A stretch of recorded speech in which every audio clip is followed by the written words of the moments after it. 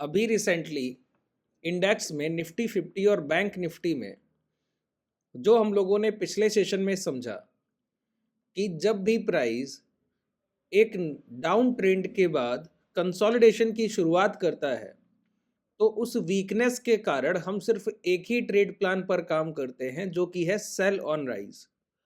और इस trade plan में सेल ऑन राइज के अंतर्गत सिर्फ एक ही काम करते हैं कि प्राइस के महंगे होने पर वहां पर पोजीशन ली जाती है, और जब भी प्राइस सस्ता हो रहा हो तो उस समय के शॉर्ट ट्रेड्स को हम लोग स्किप करते हैं। इसका मतलब हुआ कि प्राइस को उसके near by previous down trend जहां आया उस भाव के पास तो सेल करना है, लेकिन जब प्राइस अपना प्रीवियस बॉटम जो बना हुआ है लास्ट स्विंग लो उसको ब्रेक करे तो वहां शॉर्ट नहीं करना है। ऐसा कब तक करेंगे? मैंने आपको समझाया कि जब तक लास्ट स्विंग लो का परफेक्टली ब्रेकडाउन नहीं हो जाता और एक लिक्विडिटी ग्रैब के बाद जब दोबारा उसका वैलिडेशन होगा तब आप डाउनफॉल की तरफ चलेंगे, उसके पहले नहीं। उसके पहले जितने ट्रेड प्लान है वो सिर्फ एक ही इंडिकेशन देते हैं, क्या कि प्राइस अगर आपको इस तरीके का कोई मौका दे कि वो अपने प्रीवियस डे हाई जो कि एक रेजिस्टेंस एरिया होता है, या लास्ट स्विंग हाई जो कि एक रेजिस्टेंस एरिया होता है, या फिर इंट्राडे का मॉर्निंग में लगाया गया कोई स्विंग हाई वहां से शॉर्ट करने की कोशिश करे तो वहां से डाउन ट्रेंड के लिए पोजीशन ले। ये प्राइजेक्शन के सारे पार्ट हैं, ठीक है। ये अभी तक पिछले सेशंस में इन सारी चीज़ों पर हम लोगों ने बेहतर तरीके से डिस्कशन किया और एक सेटअप को सीखा जहां पर देखिए जितनी चीज़ें मैं आपको सिखाता हूं ना वो रिसेंट मार्केट से रिलेटेड ही होंगी। जैसे अभी एक सेशन पहले मैंने आपको एक पीडीएच का सेटअप बताया, प्रीवियस डे हाई।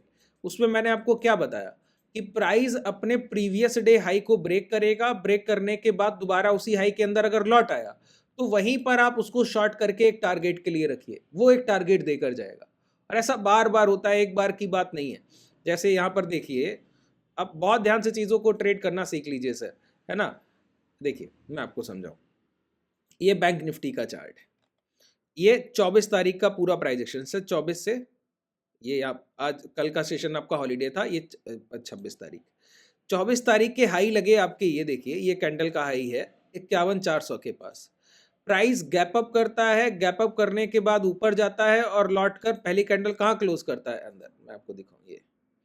ये 10 मिनट की पहली कैंडल का फॉर्मेशन और ये previous day high gap up करने के बाद गया, सप्लाई उठाया, supply near by resistance area, और ये सेल ऑन राइज का बाजार है तो मैंने आपको समझा रखा कि स्विंग हाई के पास से सप्लाई उठाए, शॉर्ट, सिर्फ बिकवाली की कोशिश करनी है। यही सारी चीजें प्रीवियस सेशंस में हम लोगों ने डिस्कस की हैं कि ब्रेकडाउन के बाद मौका नहीं मिलेगा। जैसे अब आप क्या कहें कि प्रीवियस डे लो जब ब्रेक हो जाएगा तब पोजीशन बनाएंगे, तब तक तो पूरा मोमेंटम खत्म हो गया, तब आप क्या पोजीशन बनाइएगा, ठीक है। अब देखिए प्राइस लौट कर आया इस रेंज में, प्रीवियस डे हाई के रेंज में लौट के आया, पहले ऊपर गया लौट आया तो लिक्विडिटी को ग्रैब किया, डाउन साइड आया। यहां पर देखिए 51,370 से जो लो लगा गया 51,049, और कितना मोमेंटम चाहिए आपको, ठीक है। तो जितनी चीजें मैं आपको सिखा रहा हूं ना, और सिर्फ प्राइस एक्शन में ही नहीं, जब आप क्लासेस में आते हैं तो आप लोग कई सारे डाउट करते हैं सर, क्लासेस ज्वाइन करने से पहले बहुत सारे डाउट करते हैं कि हैजिंग क्या है, हैजिंग में क्या करेंगे, हम तो प्राइजेक्शन में। अरे सर, प्राइजेक्शन अपनी जगह है, हैजिंग इस प्राइजेक्शन में हुई गलतियों से आपको बचाने की एक सबसे बेहतरीन कला है। इस पॉइंट को जब तक आप नहीं समझेंगे, जैसे अगर मैं बोलूं कि आप यहाँ पे शॉर्ट कर लीजिए 51,400, एक एग्जाम्पल के तौर पे बता रहा हूँ कि 51,400 प्राइस प्रीवियस डे है, ये तो आपका सेटअप हुआ प्राइजेक्शन का कि यहाँ आप सेल कर लीजिए, अब आपको टारगेट मिलेगा, ठीक है। अब आपको टारगेट लेने के लिए रिस्क लेना होगा ना, या इस स्विंग हाई का लीजिए, या ब्रेकडाउन कैंडल इस कैंडल के हाई के ऊपर रखिए, या मिडिल कैंडल पे रखिए। तो ये जो रिस्क है, इस रिस्क को न्यूट्रलाइज करने के लिए हेजिंग करते हैं। ये जो घाटा जाएगा इस सौदे में, जो संभावना है, फ्यूचरिस्टिक चार्ट कौन देख कर आया, वो तो पॉसिबिलिटी पर ट्रेड कर रहे हैं ना, संभावना ही है कि टारगेट आएगा, इसीलिए उसको प्राइस पे एनालिसिस करके ट्रेड कर रहे हैं। और अगर ये हाई निकल गया तो ये घाटा जो जो सौदा जाएगा उस सौदे के घाटे से बचने के लिए हेजिंग करते हैं।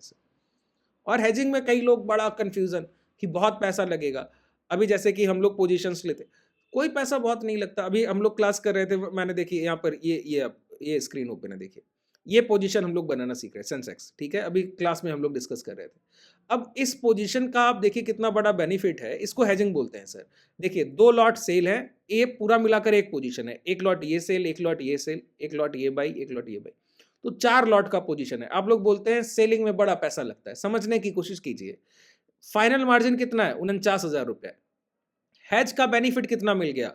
जो बाई प्लस सेल, कितना बेनिफिट मिल गया? 1,57,000। अच्छा, ओवरऑल मार्जिन वैसे लगता तो कितना लगता? 2 लाख, लेकिन लगा कितना है? 49,000। अच्छा, इस मार्जिन बेनिफिट के लिए आप लोग क्या कर सकते हैं, नीचे डिस्क्रिप्शन में इस धन के डीमेट का लिंक है, अगर आप उस लिंक से अपना डीमेट ओपन करते हैं तो आपको हेजिंग में एक अच्छा मार्जिन बेनिफिट उस लिंक से मिलेगा, जो भी आप पोजीशन लेंगे। ठीक है, तो अब अच्छा, इस पोजीशन का सबसे बड़ा बेनिफिट क्या है? अभी आप चार्ट देख रहे हैं तो यहां देखिए 51,400 पे सेल करेंगे, एसएल रखा है 51,530, लगभग 150 पॉइंट का एसएल है।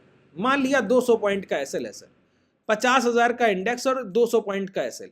ठीक है, अब यही दिक्कत है ना, ये लगभग लगभग अगर 250 पॉइंट का एसएल हो तो आधा परसेंट का स्टॉप लॉस हुआ सर। बैंक निफ्टी में आधा परसेंट का एसएल बैंक निफ्टी पर ले पाइएगा, लेकिन यहां पे देखिए, आप बोलिए अब कितना एसएल लेना है? प्राइस 4.5%, ब्रेक इवन देखिए 5%, 74,600, ये 4.5% डाउन साइड सेव कर रहा है। इस रेंज में 4.5% डाउन और 1.5% ऊपर, 6% की जो ये रेंज है, इस रेंज में कल बाजार कहीं भी क्लोज करेगा तो प्रॉफिट ही आना है। ठीक है, और वीक प्राइस एक्शन है, ये तो अभी चार्ट ही बता रहा है।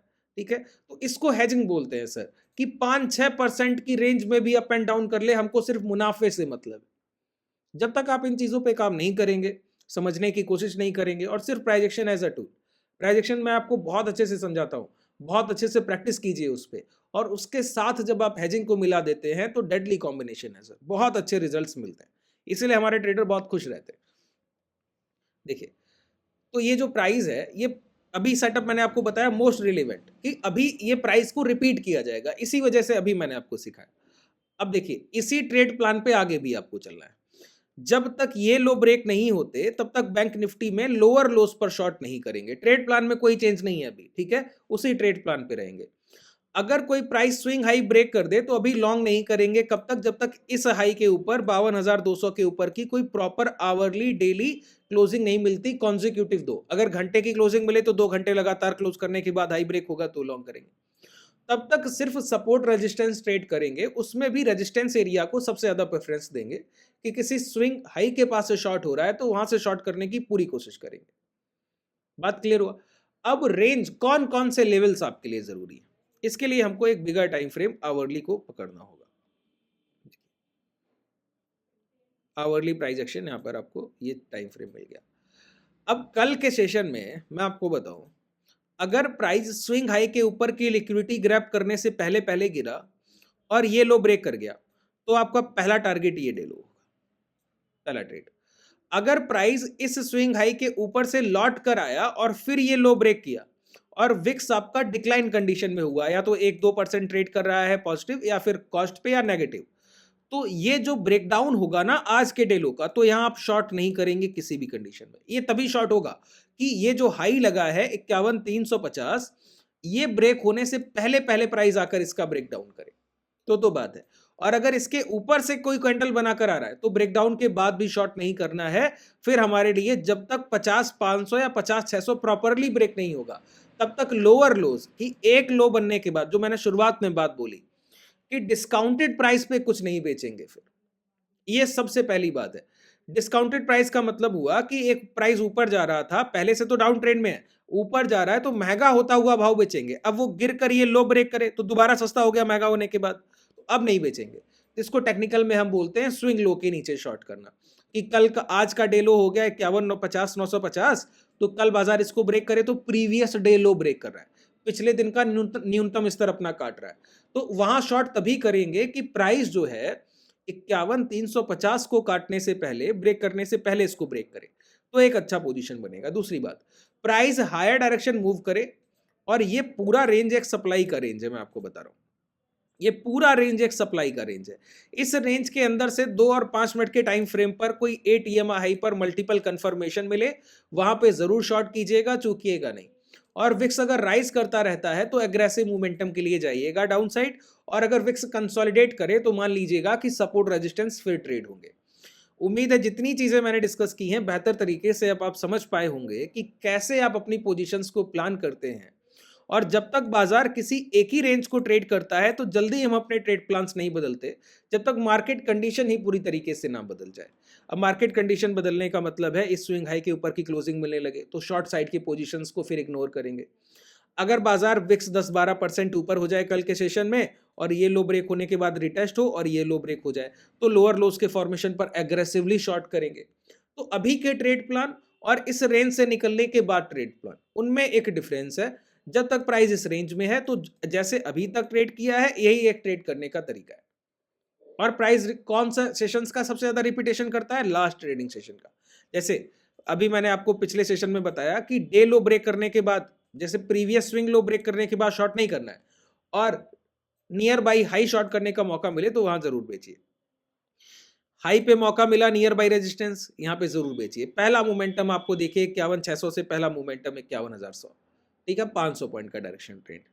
अब यही मोमेंटम अगर आप डे लो ब्रेक करने के बाद, प्रीवियस डे लो ब्रेक होने के बाद शॉर्ट करेंगे तो क्या होगा? ट्रैपिंग। स्विंग हाई कैसल डालिएगा, ले जाइएगा। अब ये लो लगा, ये ब्रेक करने के बाद शॉर्ट कीजिएगा, फिर ट्रैपिंग। स्विंग हाई कैसल डालेंगे, ले जाएगा। बात क्लियर हुआ? तो ब्रेकडाउन के बाद शॉर्ट नहीं, डिस्काउंटेड प्राइस नहीं बेचना है, इसे एक ही बात पे मैं जोर दे रहा हूं। और दूसरी बात कि महंगा होता हुआ भाव जरूर नियर बाई रेजिस्टेंस बेचे। अब कल के लिए ये सारे लेवल, ये पूरा रेंज क्या है? सप्लाई एरिया है। जितनी बार रिजेक्शन मिले शॉर्ट करने की कोशिश कीजिए। हायर हाइस बनाता हुआ प्राइस 2 मिनट के टाइम फ्रेम पर बॉटम बनाने लगे, लास्ट स्विंग लो ब्रेक करे, शॉर्ट कीजिए। ठीक है, इस तरीके के ट्रेड प्लान आपको सबसे ज्यादा बेनिफिशियल होंगे कल के मार्केट में। उम्मीद है आपको बेहतर तरीके से चीजें समझ आई होंगी। अगर कोई डाउट रह जाता है तो नीचे कमेंट सेक्शन में आप बता सकते हैं। अगर आप हमसे जुड़ना चाहें तो डिस्क्रिप्शन में टेलीग्राम और व्हाट्सएप कम्युनिटी का लिंक के साथ साथ कॉन्टैक्ट डिटेल भी आप मेंशन है। शुभ रात्रि, धन्यवाद।